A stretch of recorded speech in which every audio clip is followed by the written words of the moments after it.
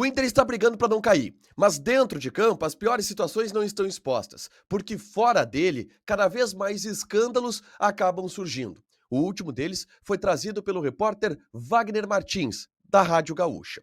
De acordo com a apuração, o Inter está devendo 3 milhões de reais para os proprietários da área do CT da Morada dos Quero-Queros em Alvorada, onde fica a estrutura utilizada para as categorias de base do clube. O atraso de aluguel está sendo repactuado pela segunda vez, em meio a uma sequência de atrasos que estão sendo conhecidos nas mais diversas ordens financeiras do Internacional. Atrasos para o grupo de jogadores, atrasos nos pagamentos de compra dos atletas junto a outros clubes, atraso e não pagamentos em acordos feitos com funcionários que deixam o clube e acabam não recebendo verbas rescisórias e inclusive salários, tendo que recorrer a estes valores na justiça. Tudo isso recai sobre o colo do CEO do clube, Giovani Zanardo, que tanto fala ser responsável por uma reestruturação financeira do Internacional.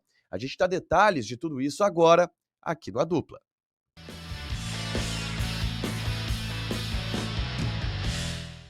Tudo bem, gente? Obrigado pela participação aqui. Não esquece de deixar teu like, de inscrever, de ativar as notificações. Bora falar do Internacional aqui no A Dupla. E essa notícia é mais uma notícia complicada, é mais uma notícia triste, é mais uma notícia dura. Não é um noticiário positivo, mas que se diga.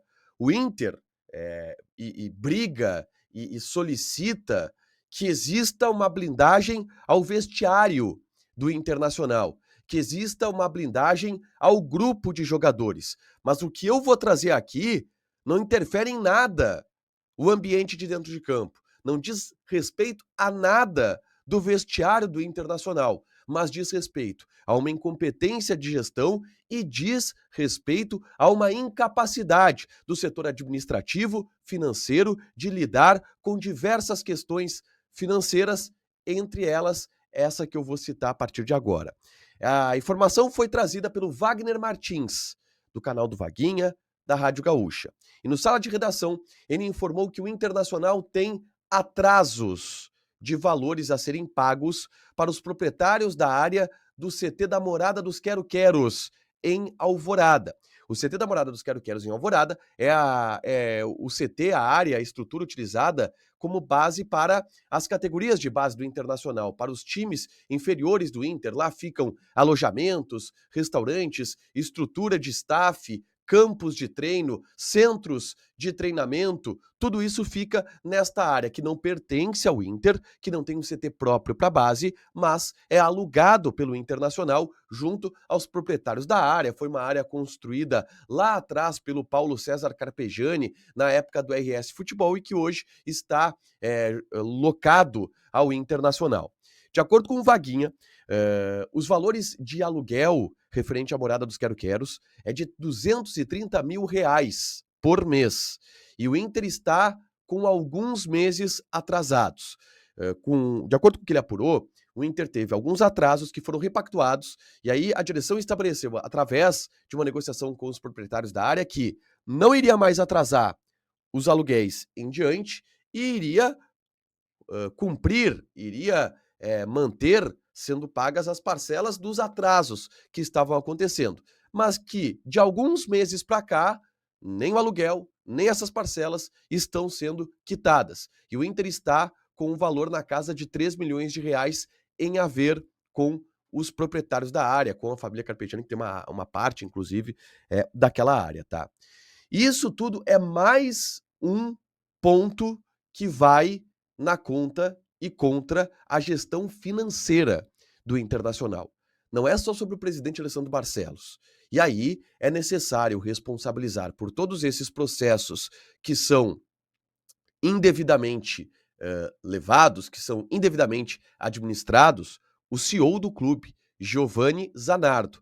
O Giovani Zanardo, ele era executivo de finanças do Internacional na gestão do presidente Marcelo Medeiros. Quando o presidente Alessandro Barcelos assume o cargo, ele é alçado à figura de CEO do clube como responsável por todas as engenharias financeiras, administrativas e executivas do Internacional nas mais diversas áreas. Desde a área de futebol, o Giovanni Zanardo é o CEO e é o chefe direto do departamento de futebol, dos executivos de futebol, como também das áreas administrativas, de marketing, de captação de receitas, todas elas respondem ao CEO do clube, que é o Giovanni Zanardo, e que é, portanto, também o responsável pelas engenharias financeiras que não dão certo. E aí eu tenho que citar, só nesses últimos meses, o número de fiascos que estão sendo divulgados envolvendo a falta de pagamentos por parte do Internacional.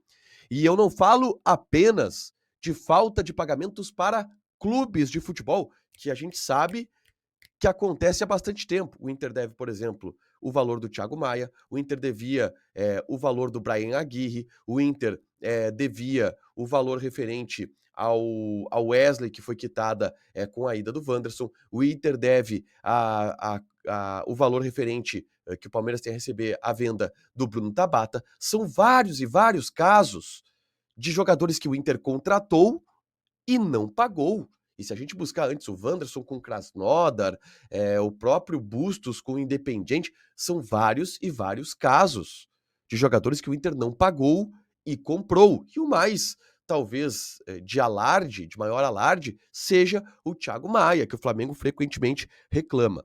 Mas nesses últimos dias, outras situações financeiras têm chamado a atenção.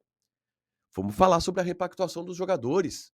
O Inter ficou devendo 2 meses de direitos de imagem para os atletas, em fevereiro e março.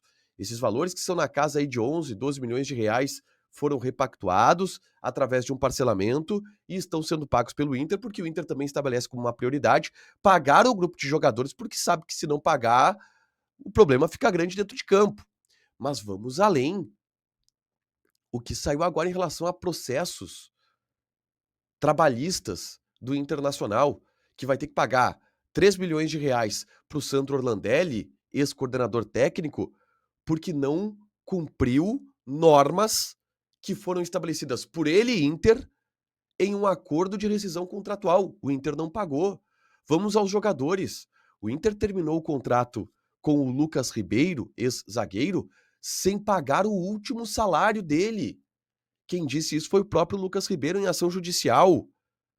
O Mikael, que também cobra milhões do Internacional na justiça, que, de acordo com ele, o Inter não pagou várias situações envolvendo rescisão contratual. E o Tyson? O Inter fez um acordo com o Tyson para pagar ao jogador 250 mil reais por mês e pagou uma parcela, não pagou mais nada. O Inter está tendo como modus operandi, durante a gestão do presidente Alessandro Barcelos e do CEO Giovanni Zanardo, não pagar. E antes a gente tinha conhecimento de situações como essas que só estavam, eram referidas a outros clubes, mas é pior. É com funcionários, é com colaboradores que deixam o clube e agora até aluguel do CT de base. E isso tudo acumula na dívida que passa os 800 milhões de reais hoje e que daqui a alguns anos vai bater a casa de 1 bilhão de reais e que, se o Inter for rebaixado, o que a gente espera que não seja, catapultaria de uma maneira astronômica.